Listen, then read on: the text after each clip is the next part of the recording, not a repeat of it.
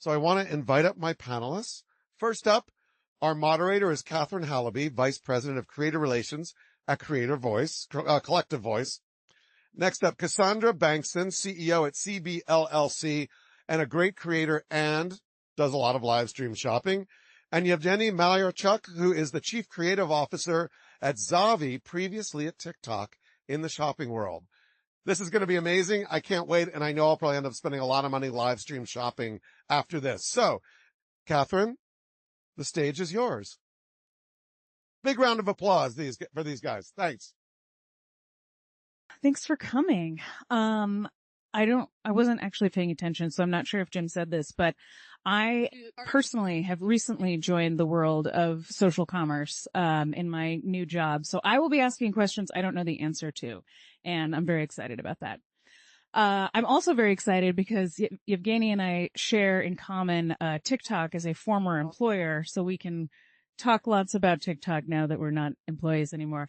And the timing is especially, cool this week because we used to joke that, TikTok was going to become QVC like it was in Asia. And now TikTok and QVC have a deal that they just announced. And I just looked at their account and QVC is live and selling right now on TikTok. Okay. So we will get to TikTok, but first, Cassandra, I want to ask you, tell us a little bit about the universe of live stream shopping, of social shopping. Where is it happening? What platforms, formats, etc.? I think years ago, specifically pre-pandemic, we would still go to stores to buy things. And when I started posting content back in 2010, that was the case. I would even create content of going to Sephora or going to the doctor's office and asking the doctor if I could bring my phone in to share the insights that I was getting. But especially post-COVID, the world has become more and more digital. And now, whether it's Amazon, TikTok, we are shopping and expecting it delivered to our doorstep. Now, what's different about that is that it also gives businesses, entrepreneurs, and creators the opportunities to meet those customers where they're at. And because of algorithms, you can actually be hyper-specific with that. So live shopping is especially interesting. I've had the honor to visit Asia a couple different times now, and I feel like we're 10 years in the past and kind of got a glimpse into the future. But it's going digital, and real world experiences are for experiences, and shopping is now online.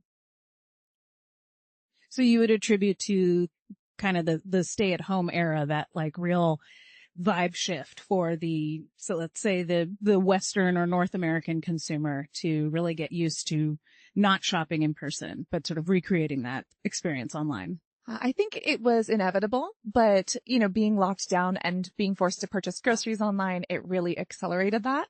And then with algorithms that understand who we are, what we're interested in, who our friends and family are, they're able to target us with specific coupons or ads, or content that actually meets our needs. And as a creator or as a small business, if you can optimize for that, and then if you can tag those products and get commissions for those products or use it to build and accelerate businesses, you're able to do that in a way that is so much more hyper targeted with actual data that, people had to go to Pew Research to do in the past. Yeah. Which is crazy. I'm definitely going to ask you about the analytics piece, but first, Yevgeniy, speaking of what people are paying attention to, what categories, what kinds of live streams are really dominating TikTok Shop, and what kind of change have you seen over your time there? So I think that one of the main things that is truly important right now is the shoptainment feature of TikTok Shop. So it's a combination of shopping and entertainment that truly hooks the audience.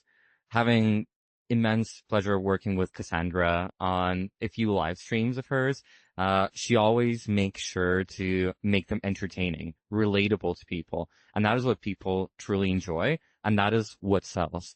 Also, product selection, that plays a huge factor in the success factor of the live stream. Because like how many wigs? How many different wigs?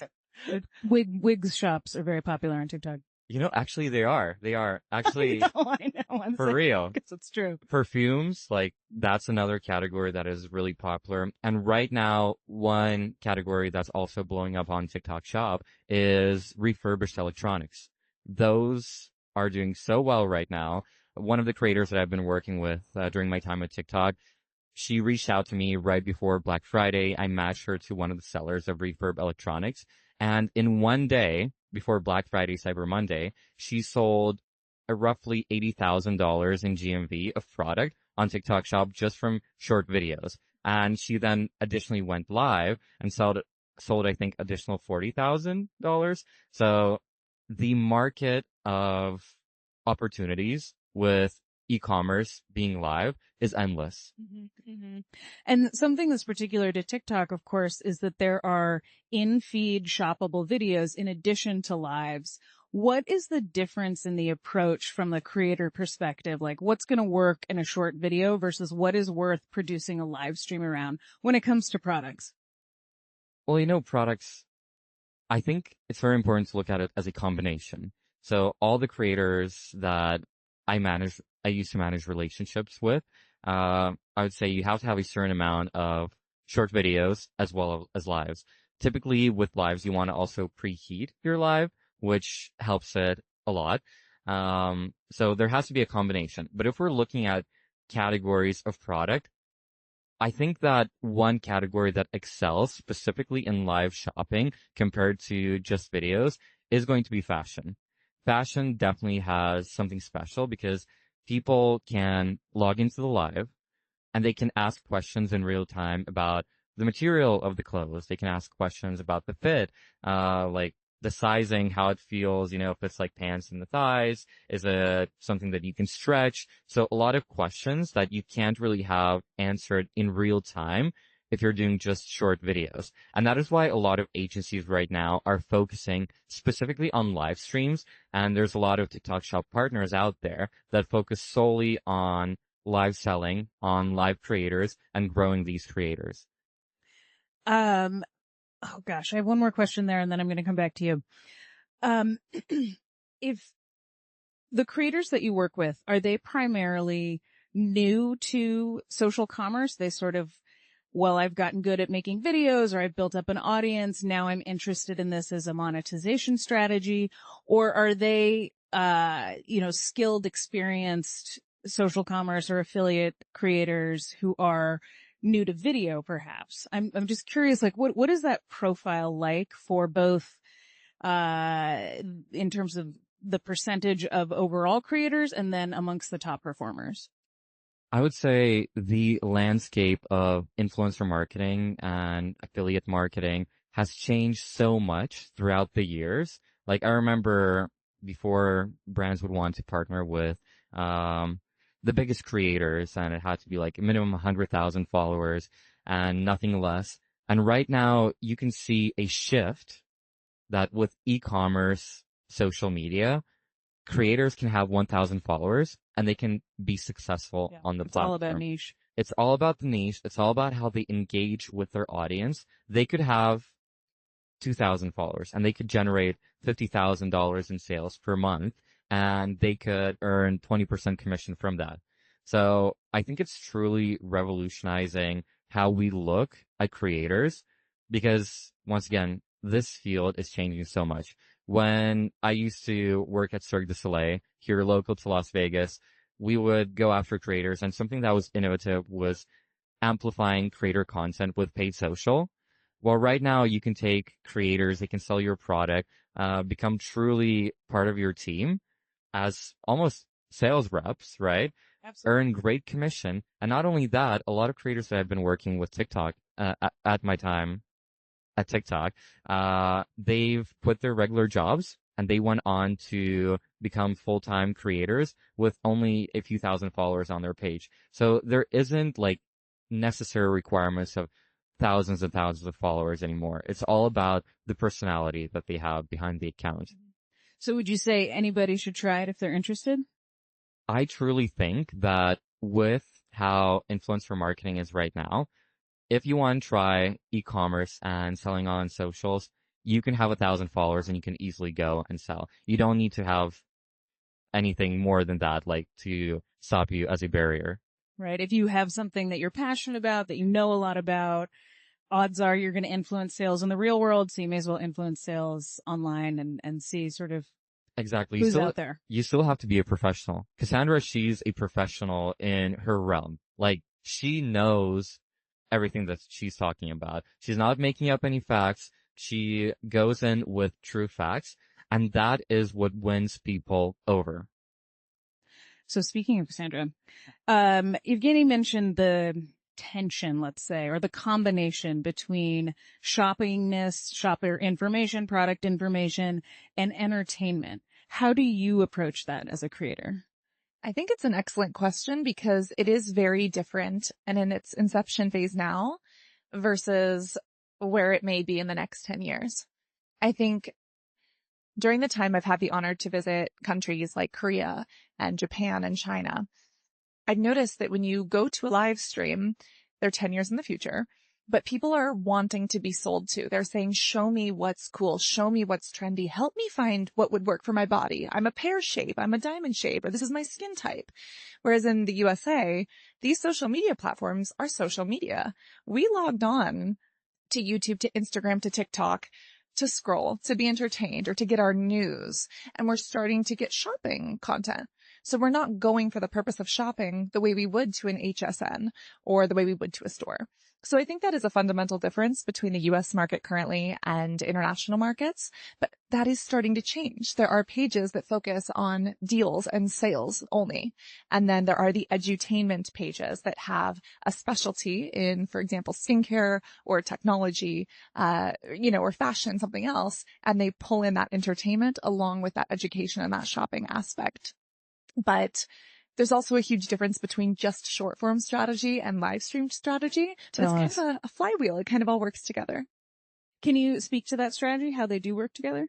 Yeah. When you think about short form or static videos, these are videos that get posted and they're kind of there for eternity, which means they really have to be SEO optimized. They have to be searchable and they have to be searchable for two people.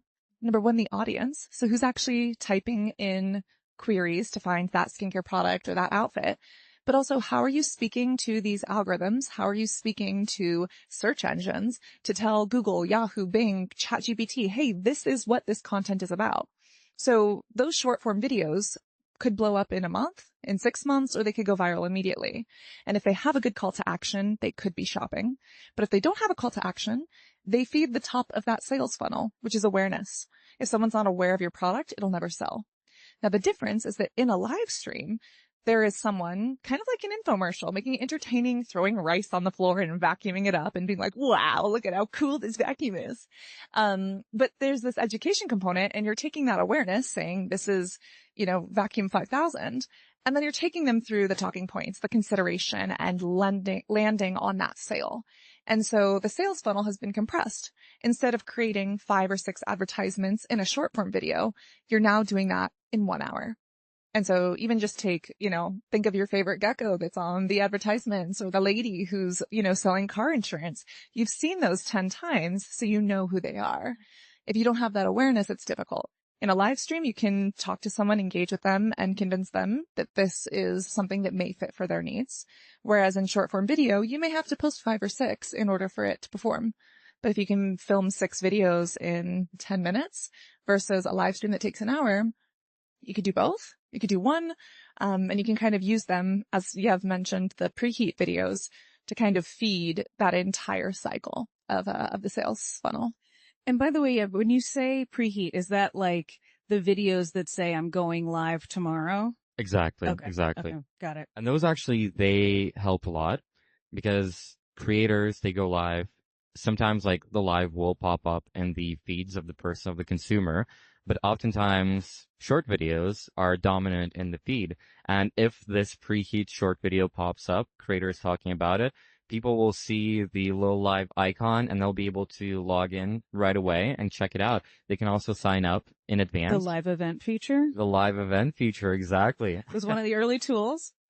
So I think it truly helps creators build up that momentum because we know like the first part of the live is really important. It will determine if it's going to succeed or if the live is going to fail. So you want to make sure that the room enter rate is good, the traffic is good, people are clicking on the item that you are selling.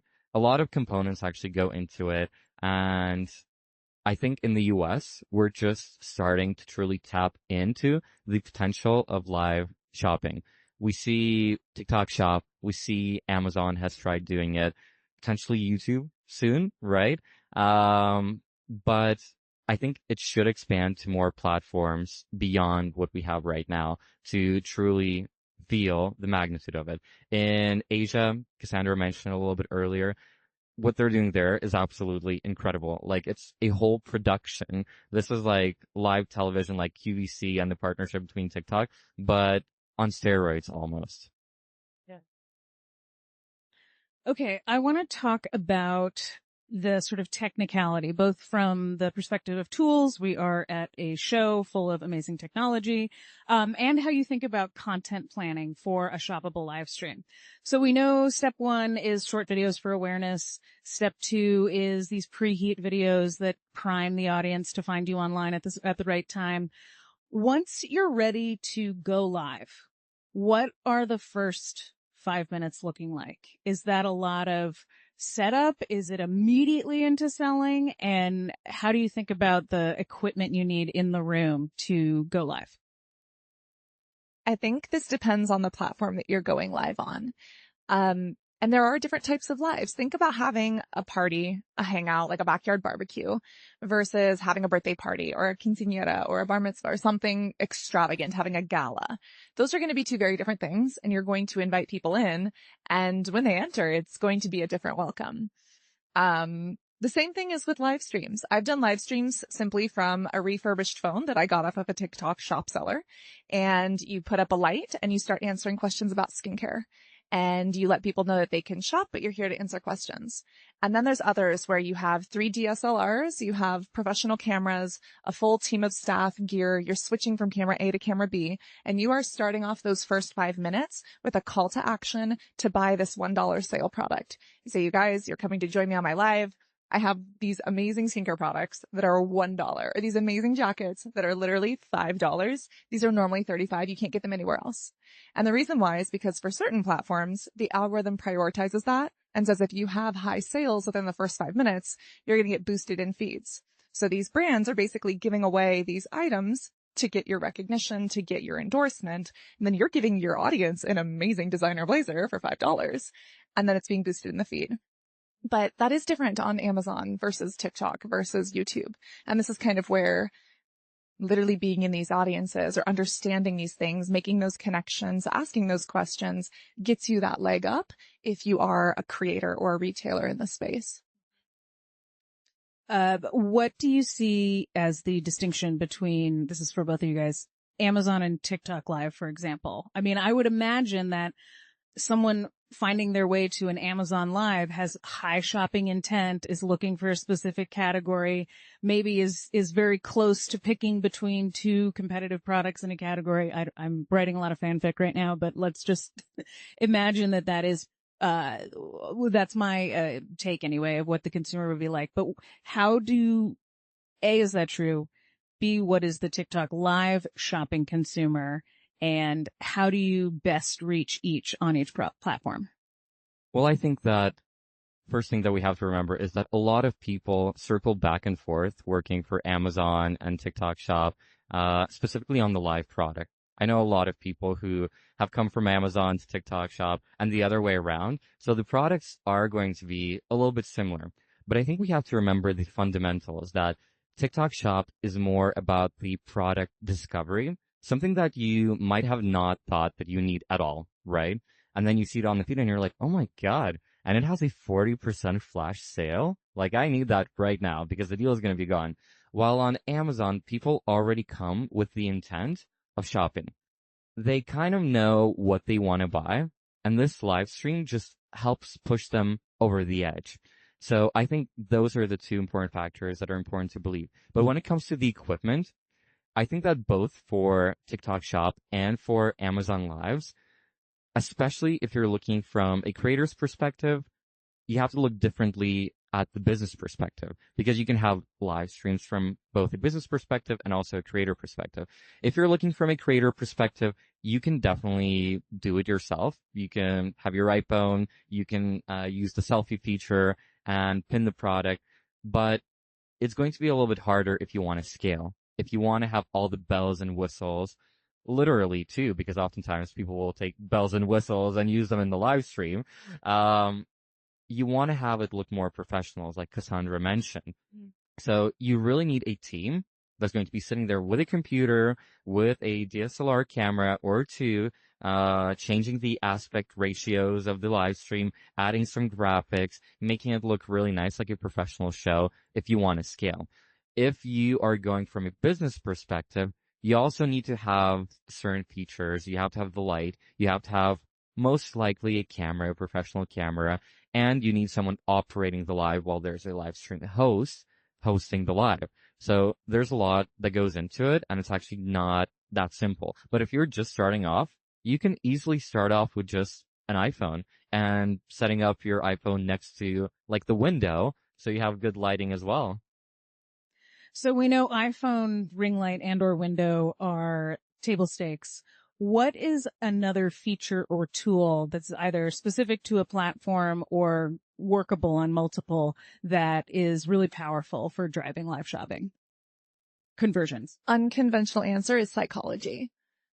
If you understand the psychology of consumer behavior, the psychology of helping people find things they actually want, of being authentic, speaking to them as a friend, speaking from a place of need and providing that service, it can kind of transcend a lot of those things. When I first started filming YouTube videos in 2009, 2010, it was literally a webcam on a table in my parents' living room in front of a window. That is all you need to start. And what's most important is if you have that psychology, you understand the story that you have, the value that you provide, and you have a way to reach people. And then you get the data. You see what's sticking, what's not. And then you can start to add on. So, baseline window and camera. And a good internet connection. That's all you need. And then you can level up. You can go buy those microphones. You can go buy a DSLR camera, something a little bit more professional. Then you can add multiple, different angles or a key light in the background to light the hair to make sure that things look professional. You can add a monitor so you can actually see close-ups of the product while you're demoing them on a hand. And that also changes the barrier to entry. Anyone can go live on a phone, but when you come across the feed and it does look more professional, it adds credibility. It may create distance, parasocial distance. I might trust you more if I see you just talking to the camera like this, but if I see something that does have larger production value, I may trust a brand a bit more. And I think what's also overlooked are the software tools that are used. Yeah. So for TikTok, there's of course the TikTok desktop. There's FastMoss, which is really great. For Amazon, they have a ton of AWS software. They have an entire Amazon app that you can download. And even for YouTube, the analytics there are insane. And you can also get social listening.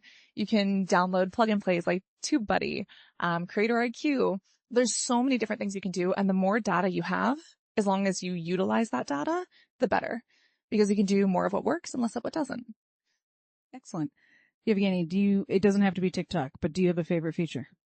The question was kind of like about a product that's like the secret sauce. And this is the social shopping playbook session, right?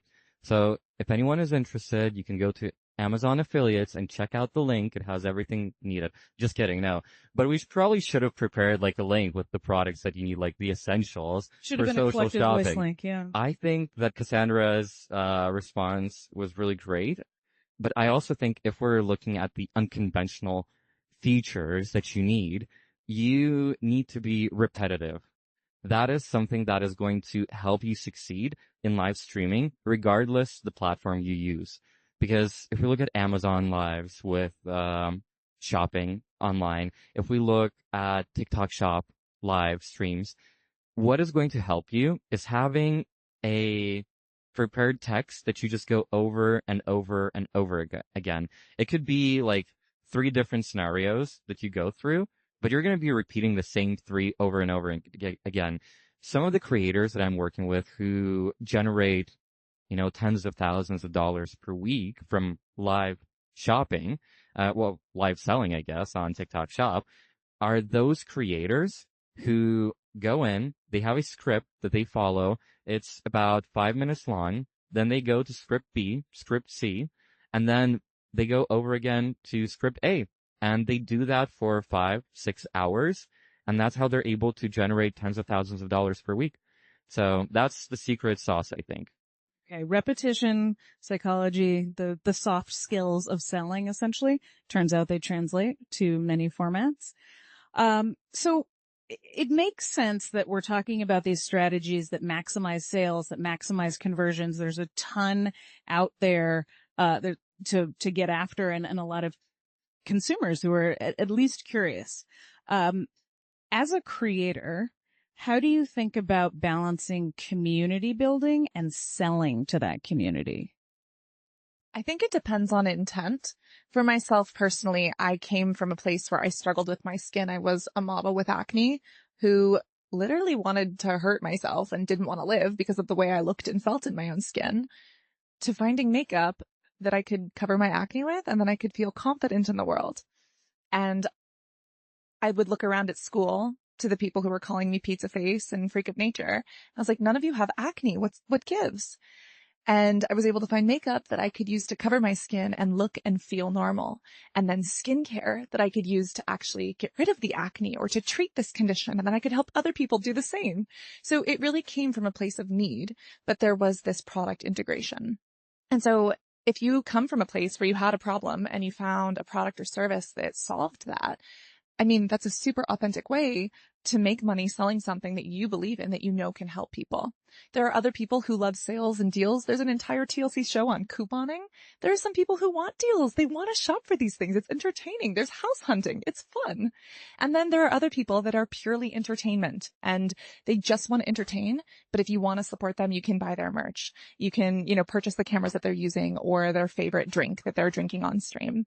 And so you have to understand, are you a business? Are you a creator? And which niche do you fall into? And I think that's going to dictate how you approach things. There is that saying that you have to speak about something 6 or 7 times and now probably 12 to get that awareness, to get that consideration to turn into a sale. But, if you can speed through that by being repetitive, or if you can subtly mention a lip balm or something that you love in a video before you actually say, here's the link and it is on sale. That's another way to, prime an audience while you're just sharing things that you authentically love. I mean, that's what's happening in music videos, right? So it's taking traditional media and it's just putting it in a more accessible place. Absolutely. Yeah, I'm guessing that you got this question a lot. What is the right mix of shoppable versus non-shoppable content for a creator?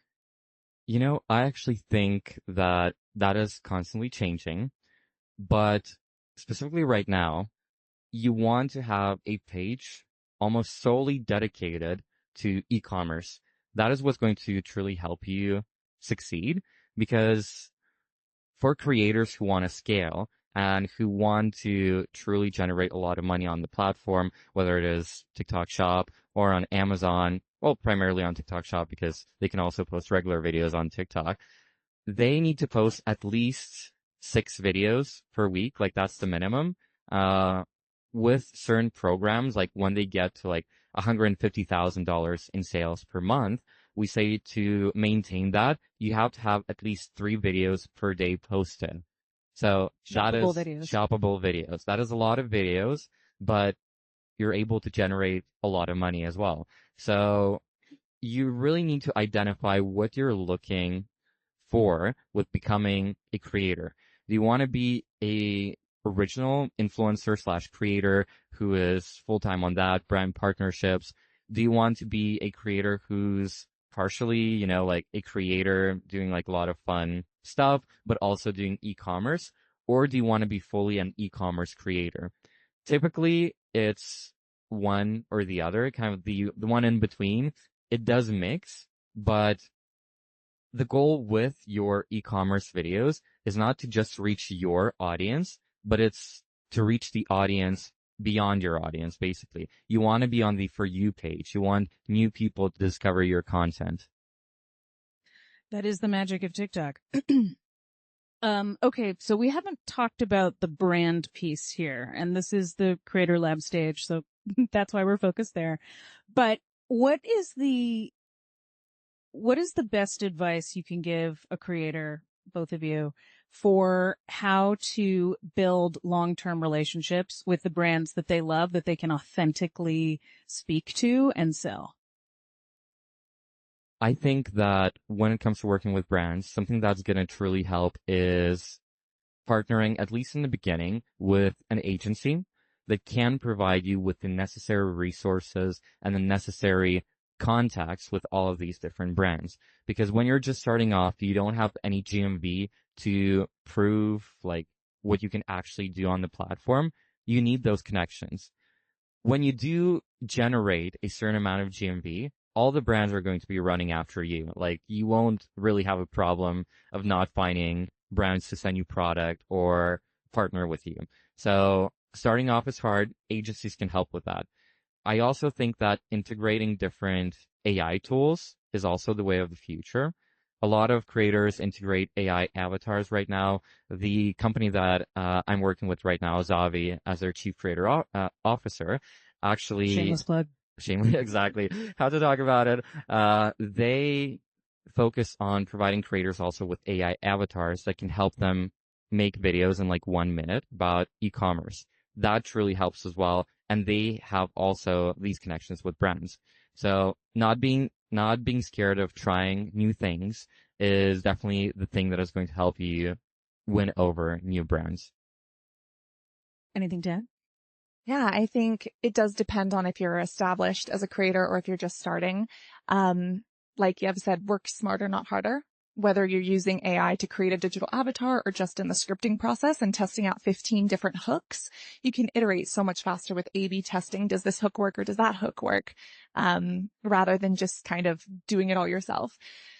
But I think the best advice I have, it's kind of like dating. You give a brand something, but not everything, right? So if you genuinely like something, I'm like, I love this blazer. I got it from like Nordstrom, or I got it from this place, but like, it's one of my favorites, but I'm not telling you exactly why or what price it was or where exactly it is. It's kind of linked there.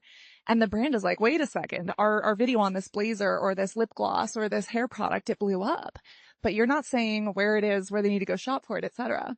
So there's two solutions. First, the brand can see that and they're like, wow, you're a real fan of this. We want to partner with you because you know our product already. You have a personal story. You already love it. Or number two, you could be the influencer who's like, hey, I've actually spoken about your lip gloss, your blazer 15 times.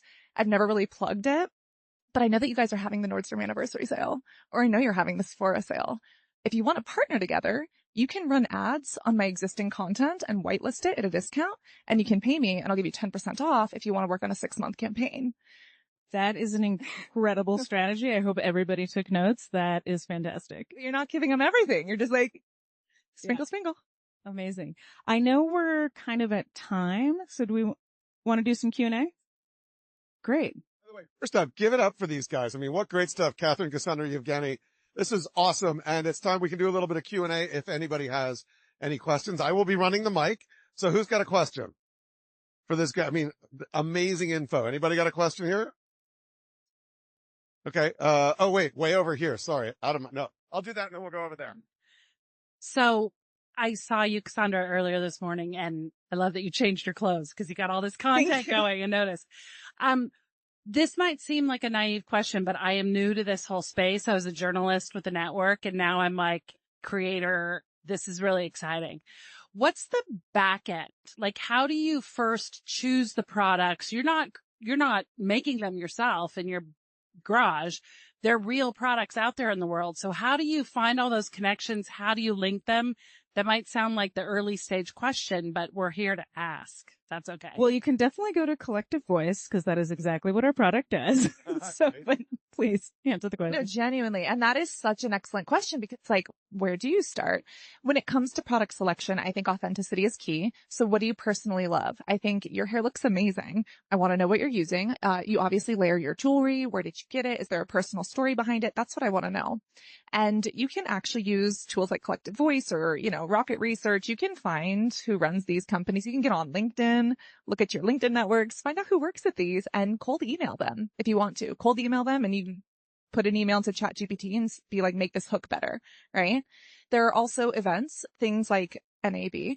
If you're here right now, you literally have access to hundreds of the top technology vendors, software vendors, etc. You can go knock on their doors and introduce yourself, and that is going to be one of the strongest relationship builders. And then if you have a social profile, you can also reach out on LinkedIn or on Instagram. It's amazing how many brands respond to DMs. A lot of the large established brands literally have someone who's there to answer queries and requests. Tag them in an Instagram story, shoot them off a message and be like, hey, I love this. Can you help? And if you are stretched on time and you're like, which products do I promote? What are the ones you love most? What are the ones that you would, recommend to your mom, your sister, your friend who's shopping for them? And then what has a good conversion rate and a good sale price? For example, you would have to sell 100 $1 products to make $100. If you're selling a $90 product, you only have to sell 2 to hit that $100 mark. So making sure that you're choosing something at a price point that your audience would love and respect, but that makes it worth your time. Anybody else want to? Catherine, you've also become a panelist now, so feel free. Jump right in. So I'll just add what Collective Voice offers essentially is you can sign up for an account, browse retailers, find the brands and the products that you love, and then when you create content, you include those links, and you are essentially building up a data story so that when brands come to our agency and say, we're looking for 10 people that can drive sales for category A, B, or C, then we can look at the data that you've essentially generated organically. Now, I definitely respect the don't give it all away for free. So you certainly need to balance the ROI as you are building that.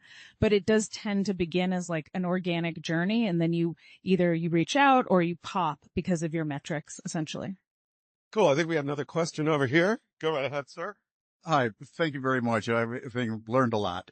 My big thing is about age demographics for buying this. What, it seems like, well, I'm older than all three of you put together, but so. You don't know that. But that would be my question. Should your product be to a specific age or gender, or what do you think?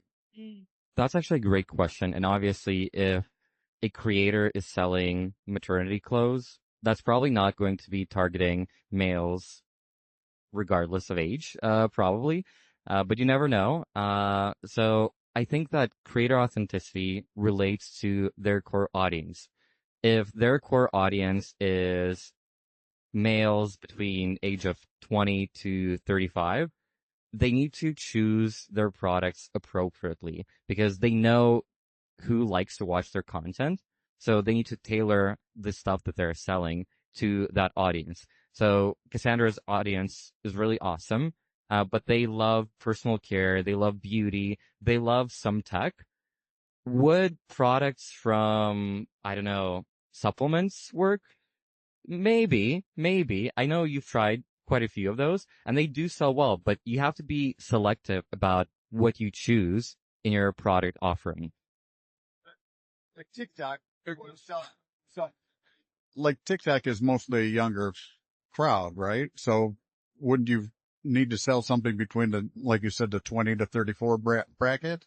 Or is Amazon any different than that? Or are they all basically for 20 to 34 is a prime demographic? TikTok certainly has a greater concentration of Gen Z, and probably more of the average Gen Z are on TikTok than the average boomer, let's say. But at least in what I've seen, and I certainly want y'all's insights, the social shopper or the person who is shopping is probably not as young as you think they are. There are a lot of elder millennials who are both tremendous sales drivers and, reflecting their audience as the consumer. And I think when you're thinking about demos, product mix is essential. And then it's just platform by platform. And it's not necessarily, I'm going to go there to find the young people. It's I can go there and express my brand or tell my story in a way that is appealing to that audience. And that audience tends young. Catherine, I love that you said that you don't find your audience finds you. And every single platform has every age demographic, maybe more or less, but they're going to find you. But there's definitely not going to be like products that always going to fit. Like I thought of an example, like Cassandra sells really well with everything, but something I don't think, like wrenches, not something that you would probably sell. I don't even know how to use a screwdriver, so. I'll teach you. Thank you. We have one more. I think we have time for one more question right here. This is a technical question for Cassandra. earlier you were on stage at the end of the session and you were filming with your phone, and I looked like you had a ring light, but you had something else attached to it. I was curious what that was, a little square thing that was attached to your phone. Yes, if you guys want to check out NAD on LinkedIn or on Instagram, not only do you get all the insights from all the panels that you couldn't make, but some cool behind the scenes stuff. And personally, I had a square clip-on ring light and just a mini ring light. And both of those just provided different light sources so that it looks a little bit more professional. And when you're scrolling through your feed, you're like, oh, that one's bright and very saturated. And so people are interested in listening. We are going to do one more question because that gentleman back there has something he wants to say. Thank you. So much learnings today. Thank you very much. Any one of the panelists may answer this. We're a startup and we're launching next month. My question is, would you go on the direction of acquiring or joining a social shopping production network, or, simply, simple beginnings, Yourself? Yeah, do it yourself. Join a network or do it yourself, right? That's correct. What do you guys think? Join a network or do it yourself? Startup. Congrats on the startup. Gosh, it really depends. My POV is, I think if you can afford to experiment, it is always to your benefit to experiment, especially on a platform like TikTok. And when I say afford, I mean, the time, you have the resources, you have people that are able to make that content themselves in-house. I think if you don't, there's probably a lot of advantage to going with an agency. But what do you guys think? I think there's advantages to both. It depends on where in the creator stage you are. Are you just starting off or you're established? And even when you're an established creators, you can build your own studio, you can build your own production, but you have to invest that money before you see the results. Or you can go kind of the easier route and join an agency, and it will be much more simple, easier, but you will have a certain percentage that you will have to spend, and it will reoccur every time you work with that agency. Anything you want to add, Cassandra, before we shut this one down? Yeah, I think it depends on if a creator or a brand is nano, micro, or macro. If you're nano, if you're super small, you might get pushed to the bottom of the barrel unless you really have something that you're advocating for yourself and putting forward. That's do it yourself or with an agency. If you're macro, every agency will want to sign you, but they're going to want to take a big check. And they're going to use you and say, everyone sign up with us because we've got her, we've got him. And you might have creators that are mad at you because they signed up to be like you and then they're not getting that service. I think the middle is that sweet spot. You're a little bit oversaturated. You don't have enough time. You want all the insights, but you can't do it all yourself. Instead of having to go through hiring and payroll and people management, you can work with an agency that gives you all of those things at less of a cost than it would cost you. And you can accelerate your growth in that stage. All right. Catherine, Cassandra, Yevgeniy, amazing stuff. Thank you so much. Big round of applause for these guys sharing that up. We will be back in 15 minutes with Darman and Sean Atkins doing an AMA. So get your questions ready and we will see you then. Thank you guys. Thank you, Jim.